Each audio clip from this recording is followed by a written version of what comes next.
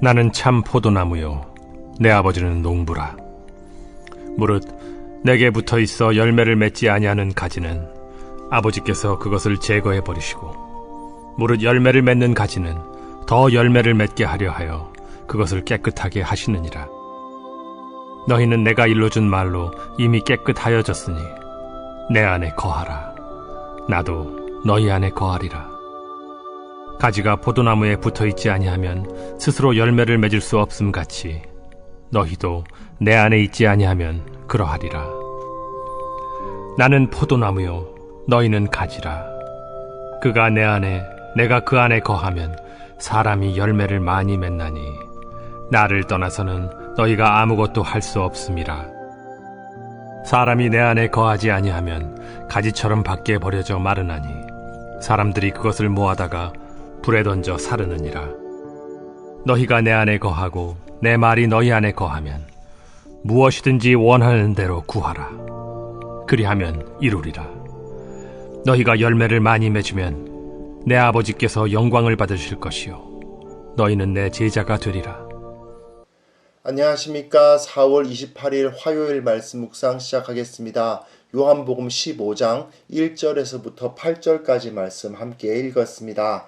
요한복음 15장으로 이제 들어왔습니다. 요한복음에서 정말 유명한 부분이죠. 15, 16, 17 이 세 장이요 상당히 중요한 무게감을 가지고 있습니다. 요한이 상당히 의도적으로 이 자리에 위치시켰다는 생각이 드는 부분이거든요. 그런데 성경에서는요 오히려 그렇게 의도성을 가지고 강조하려고 할 때 그 위치를 좀 어색한 자리에 두는 경우가 많이 있습니다.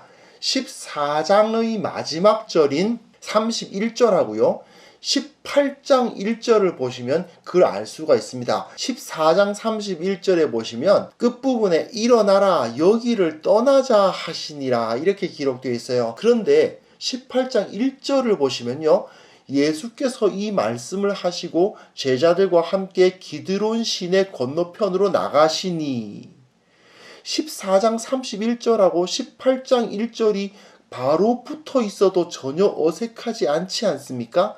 일어나라 여기를 떠나자 하신 다음에 이 말씀하시고 제자들과 함께 기드론 시내 건너편으로 가셨다라고 하면 굉장히 스무드하게 흘러갑니다. 그런데 갑자기 여기서 15장, 16장, 17장이 껴 들어가 있는 느낌이 들죠. 다른 성경책에도 이런 부분들이 꽤 많이 있거든요. 중간에 그 논지가 이탈된 본문이 삽입되어 있는 것만 같은 그러한 부분들이 성경에 많이 있습니다. 사실 저는 이런 본문을 삼천포 본문이라 불러요. 잘 나가다가 삼천포로 빠졌다 이래가지고 이 삼천포 본문은요 사실은 저자가 독자들에게 강조하고자 하는 의도를 가진 부분입니다. 예수님께서 이제 제자들을 떠나시지 않습니까? 인간적인 눈으로 볼 때에는 떠나시는 것이지만 본질적으로는 더 가까이 계시게 됩니다. 이 사실을 더 강력하게 요한은 제시를 해주고 싶어 해요. 그러다 보니까 이어져 와던 스토리의 흐름을 끊고 15장부터 17장까지의 내용, 굉장히 요한이 강조하고 싶어 했던 내용을 삽입한 다음에 18장으로 다시 시작하는 거죠. 그래서 15, 16, 17장에서 굉장히 중요한 메시지가 있는데 바로 연합, 하나됨이라는 것입니다. 예수님께서 아버지께로 가심으로 인해서 예수님과 제자들이 연합하는 신비에 대해서 설명을 해주고 있는 거죠. 우리가 지금 요한복음 2부를 읽어가고 있다는 사실을 꼭 기억해 주셨으면 좋겠고요. 13장과 14장에서는 예수님이 제자들을 끝까지 사랑하셨다라는 것이 중요했다면 이제부터는 예수님이 제자들과 연합하신다, 성령으로 연합하신다라는 메시지가 여기서 강조되고 있습니다. 그래서 오늘 읽을 본문은 15장 1절부터 8절까지지만 15장 1절부터 17절까지의 내용에서는 교회가, 즉 제자들이 예수님과 연합되었다라는 메시지가 제시되고 있어요. 1절부터 4절까지 메시지 보시면요. 예수님께서 자신을 포도나무라고 비유하시고 하나님을 농부라고 말씀하시는 모습이 나옵니다. 그리고 예수님께서는 포도나무요, 제자들은 가지여서 예수님과 연합되어 있다는 그림을 그리고 있는데 문제는 여기서 하나님께서 열매를 맺지 아니하는 가지는 그것을 제거해 버리신다라는 메시지가 제시되고, 예수님께 붙어 있어야만 된다라는 강력한 경고성 말씀이 여기에 주어지고 있다는 것이 매우 중요합니다. 여기서 나는 참 포도나무요 라고 되어 있는 이 본문은 요한복음에서 자주 나타나고 있는 I am, 나는 뭐뭐이다, I am 구문이죠. 헬라어로는 에고 에임이죠. 광야에서 이스라엘과 함께 하셨던 그 하나님이 바로 예수님이다 하는 것을 강조해주는 부분인데요. 예수님 여기서 자신을 참 포도나무라고 하시고 아버지 하나님을 농부에 비유하시면서 예수님으로부터 온 구원과 생명, 그리고 하나님으로부터 오는 심판을 설명하고 있거든요. 이것은 이사야 5장에서 하나님이 이스라엘이라는 포도원을 조성하시는 모습을 떠올려 보면 금방 이해가 됩니다. 이사야 5장 1절 2절을 보시면요, 하나님께서 너무나도 이스라엘을 사랑하셔서 그 포도원을 지었다라고 표현을 하세요. 이스라엘이 포도원입니다.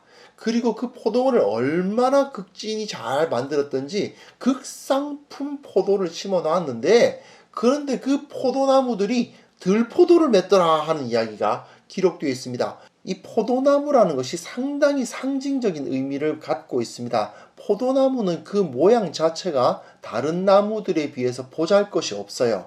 막 비비 꼬여 있고 줄기가 똑바로 되어 있지 않죠. 목재로서는 전혀 쓸모가 없습니다. 하지만 그 열매가 그 어느 나무에 비해서도 뒤처지지 않는 정말 맛있고, 또한 이것으로 빚은 포도주는 기쁨의 상징이기도 하잖아요. 그러다 보니까 겉으로 볼 때는 아무 볼품이 없는 것 같은데 실제로는 굉장히 큰 가치를 지니고 있는 사람이나 나라를 상징적으로 나타내는 나무가 바로 포도나무였습니다. 그래서 이스라엘 자체가 포도나무에 많이 비유가 되었어요. 왜냐하면 이스라엘이 그렇게 큰 나라가 아니지 않습니까? 다른 나라로부터 주목받을 만한 나라가 아니죠. 그러나 그럼에도 불구하고 하나님의 나라였기 때문에 하나님 앞에서 소중한 나라가 되잖아요.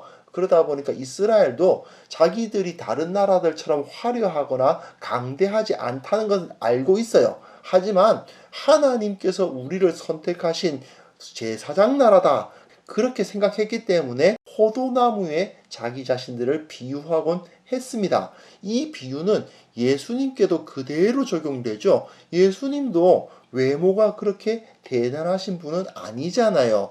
왕족으로 태어나신 것도 아니고 그 당시에 학벌이 좋으셨던 분도 아니죠. 그러나 이 세상 그 어떤 누구보다도 가치를 갖고 계셨던 분 아닙니까? 그러다 보니까 예수님이 자신을 참 포도나무라 비유를 하시는 겁니다. 여기서 또한 중요한 것은요, 지금까지는 이스라엘이 포도나무로 비유되어 왔거든요. 그런데 예수님은 이스라엘이 아니라 내가 참 포도나무다 라고 이야기를 하세요. 지금까지는 유대인들이 자신들이 이스라엘에 속했기 때문에 하나님의 나라, 하나님의 백성이라고 생각을 했는데, 이제부터는 예수님께 속해 있어야 하나님의 백성이 되는 겁니다. 결국 예수님께 붙어 있지 않으면 하나님의 백성일 수가 없다, 이 이야기죠. 또한 예수님께 붙어 있다 하더라도 열매를 맺지 않는 가지는 모두 농부이신 아버지에 의해서 제거당합니다. 여기서 포도나무 가지를 깨끗하게 한다라고 말씀이 기록되어 있는데, 이 역시 열매 못 맺는 가지를 쳐낸다는 뜻입니다. 그러니까 이 가지치기의 그림은요, 매우 두려운 심판의 메시지를 나타내 주는 거죠. 유대인들이 지금껏 하나님 섬긴다고 했지만 실제로는 아무런 열매도 맺지 못하고 있었잖아요. 그러다 보니까 버림을 받게 되는 것을 보여주는 것이기도 합니다. 왜냐? 참 포도나무이신 예수님께 붙어 있질 않았으니까 당연히 열매를 못 맺죠. 그러니 결국 버림을 받을 수밖에 없습니다. 이건 또한 가룟 유다가 예수님과 함께 있었지만 결국은 버려지지 않습니까? 그것과도 연결되어 있죠. 하지만 예수님께서는 나머지 11 제자들은 이미 가지치기가 되어 깨끗하게 된 자로 인정을 하십니다. 그리고 포도나무이신 예수님께 붙어 있어서 열매를 맺으라고 가르치고 계십니다. 이 결론을 내려보면 결국 우리가 하나님으로부터 버려지지 않는 유일한 길은 예수님을 믿고 그분과 연합하는 것 외에는 없다. 그것이 여기서 나타나고 있는 것이죠. 5절, 6절 보시면요. 여기서 다시 예수님은 나는 포도나무다 이렇게 선포를 하시고, 그리고 너희는 가지다. 그가 내 안에 내가 그 안에 거하면 사람이 많은 열매를 맺는다. 이런 표현을 쓰세요. 제자들과 예수님이 연합되어야만 한다는 것이죠. 문제는 지금 예수님은 제자들을 떠나실 거잖아요. 아버지 하나님께로 가실 거 아닙니까? 어떻게 그럼 예수님께 붙어 있을 수 있느냐는 이야기는 뒤에 나옵니다. 오늘 본문에서 정확하게 나와 있지 않고 이후에 성령으로 연합하는 이야기가 나오는데요. 여하튼 만약에 우리가 예수님께 붙어 있지 않으면, 그 연합하지 않음으로 인해서 열매를 못 맺으면 불에 던져집니다. 잘라져서요. 근데 이건 굉장히 심각한 경고입니다. 왜냐하면 포도나무 농사에 대한 지식을 갖고 있는 사람들에게는요, 이 경고가 굉장히 무서운 것입니다. 농부인 하나님은 열매를 구하고 계십니다. 포도나무가 열매를 잘 맺으려면 가지치기는 굉장히 필수적인 과정이에요. 요즘은 워낙에 미디어가 좋아서 조금만 찾아보면 포도나무 가지치기가 어느 정도인 것인지를 알 수가 있습니다. 포도나무 가지치기 하면요, 거의 대부분의 가지가 다 잘려나갑니다. 사실 포도나무라는 나무 자체가 그 해에 새롭게 난 가지에만 열매가 맺혀요. 그러다 보니까 농부들은 딱 보고 여기서 새 가지가 나겠구나 하는 마디 몇 개만 남겨놓고요, 다 잘라버립니다. 틀림없이 예수님의 제자들은 겨울에 포도나무 가지치기를 하는 시기에 포도원마다 수북하게 쌓여있는 그 잘려나간 가지들을 보아서 알 겁니다. 이는 곧 예수님을 영접하지 않음으로 인해서 하나님의 백성이라는 지위를 잃게 된 이스라엘, 곧 유대인들이 어떤 처지에 떨어지는가를 보여주는 것이기도 하죠. 왼쪽은 외국의 어딘지는 잘 모르겠습니다만은 포도원에서 가지치기를 한 그림이에요. 이렇게 쭉 줄지워서 포도나무가 심겨져 있고 겨울이 되면 가지치기를 한다고 합니다. 근데 가지치기를 하면 이 중앙에 가지 잘려져 나간 거 보시죠. 무슨 덤풀처럼 막 쌓여 있잖아요. 그런데 이 포도나무 가지라는 게 목재로서 무슨 조금의 쓸모라도 있느냐? 없어요. 그냥 땔감 정도밖에 안 됩니다. 다른 건 쓸모가 없는데 요즘에는 나무 함부로 못 태우게 한다고 하더라고요. 그 탄소 배출 뭐 이런 것 때문에. 그러다 보니까 처리할 수가 없어가지고 골머리를 앓을 정도라고 합니다. 오른쪽의 것은 우리나라 포도원에서 잘라낸 가지들이에요. 이걸 처리를 못 해가지고 막 쌓아 놓다 보니까 이렇게 쓰레기가 돼가지고 쌓여 있답니다. 옛날에는 아궁이에 불 때는 용도로나 썼지 요즘에는 이걸 도대체 쓸 데가 없는 거죠. 그렇게 버려지고 마는 것이 바로 잘려나간 포도나무 가지다 하는 것이죠. 너희가 열매를 맺지 못하는 가지로서 잘려나간다라는 경고는요, 아주 소수의 악한 자들에게만 적용될 문제가 아니다라는 굉장히 심각한 경고성 메시지라는 사실을 우리는 꼭 이해를 해야만 합니다. 7절, 8절 보시면요. 그러나 예수님께서는 긍정적으로 말씀을 하시죠. 너희가 내 안에 거하고 내 말이 너희 안에 거하면 무엇이든지 원하는 대로 구하라. 그리하면 이루리라. 이건 어제 본문에서도 나왔던 메시지죠. 그리고 너희가 열매를 많이 맺음으로써 아버지께 영광을 돌리고 너희는 내 제자가 된다. 내 안에 거하라. 너희가 내 안에, 그리고 내 말이 너희 안에 거하면 무엇이든지 구하라고 하시죠. 예수님과 연합을 하는데 첫 번째, 너희가 내 안에 거하고 내 말이 너희 안에 거한다고 표현하세요. 그리고 구하라는 말씀을 하시잖아요. 구하는 것은 기도하는 거 아닙니까? 결국은 예수님의 말씀이 제자들 안에 있고 제자들이 예수님 안에서 기도한다라는 그림을 그리고 있죠. 결국 이 말씀은 기도와 말씀으로 주님과 연합되어야 제자들은 열매를 많이 맺게 되고 하나님께 영광을 돌릴 수 있게 되고요.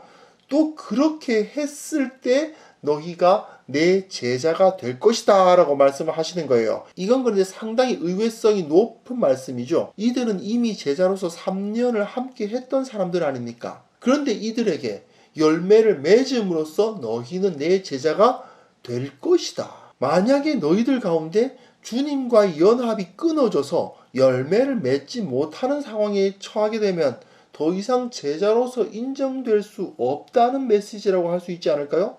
물론 이거는 가룟 유다를 의식하신 표현이라고 할 수 있습니다. 그러나 우리는 가룟 유다니까 그렇게 될 수밖에 없지, 이렇게 안심하고 있을 수가 없는 겁니다. 나머지 11 제자들이 가룟 유다보다 대단히 나았을까요? 그렇지 않다는 겁니다. 제자들이 예수님과 연합하지 않으면, 그러니까 예수님의 말씀이 그들 가운데 있지 않고 예수님께 기도하는 모습이 없으면 언제 그들이 가룟 유다의 위치로 떨어지게 될지 알 수가 없는 겁니다. 오늘 본문에서는 예수님과 연합하는 것 하나만 다루고 있어요. 기도와 말씀으로 예수님과 연합해야 된다라는 메시지가 여기서 나타나고 있는 거죠. 예수님과 연합을 했을 때 열매를 맺게 된다. 다른 어떤 일을 함으로써 열매를 맺는 것이 아니고 기도와 말씀으로 예수님과 연합함으로써 열매를 맺는다라는 이야기를 하고 있는데, 사실 신앙생활 오래 한 사람들 입장에서는 이거 너무 귀에 못이 박힐 정도로 들어서 지겹게 느껴질 정도의 메시지 아니겠습니까? 교회에서 걸핏하면 기도해라, 걸핏하면 말씀 읽고 묵상해라, 그 이야기 하시잖아요. 내가 모태신앙인데 지금까지 교회에서 이 이야기 너무 많이 들어서 이제는 지긋지긋하다, 그렇게 말씀하실 분이 있으실지도 모르겠습니다. 하지만요, 기도와 말씀으로 예수님과 연합하라 하는 메시지는요, 어찌 보면 죽느냐 사느냐의 문제입니다.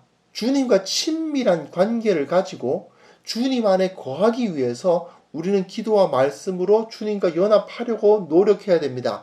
필사적인 노력을 해야만 됩니다. 만약 이것이 없으면 결국 우리가 유대인들처럼, 가룟 유다처럼 제거당하고 불에 던져질 수도 있기 때문입니다. 저 포도나무 가지들처럼 다 잘려나가는 일들이 벌어진다는 겁니다.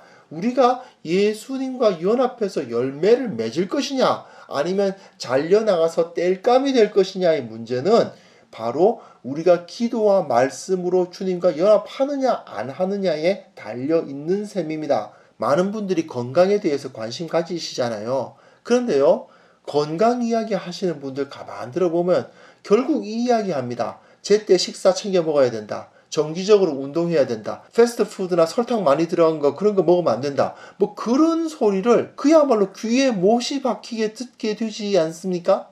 이것이 생명과 관련된 이야기이기 때문에 계속 그 이야기를 들을 수밖에 없죠.